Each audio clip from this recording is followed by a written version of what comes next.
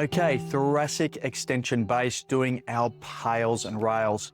This is really important to get individual control, active control over our thoracic spine and our flexion extension. We want to retrain that if we don't have very good mobility health. So we're using a Denneroll to get us in that passive range, and we're going to be banking some time over our Denneroll. When we over our Denneroll, we will feel the peak of our Denneroll up against our spine or our spinous process. That's where we want to concentrate our PAILs and RAILs contraction.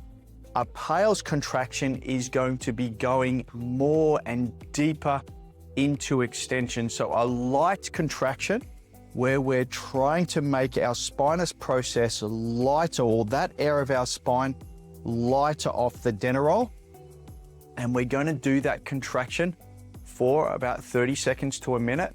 The intensity we can change depending on where we're at, but we want a safe and best effort contraction, but a safe contraction there.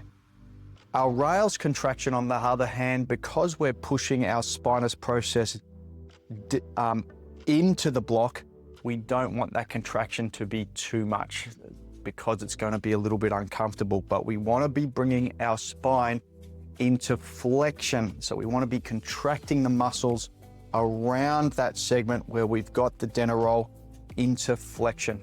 And we want to be holding that for about 30 seconds to a minute. So this is what we can do, our PAILs and RAILs contractions, while we're doing our Denneroll work. And this is going to help with segmental control and individual control, segmental control, and mobility health. Okay, let's demonstrate that. We've identified an area of our thoracic spine that we're working on.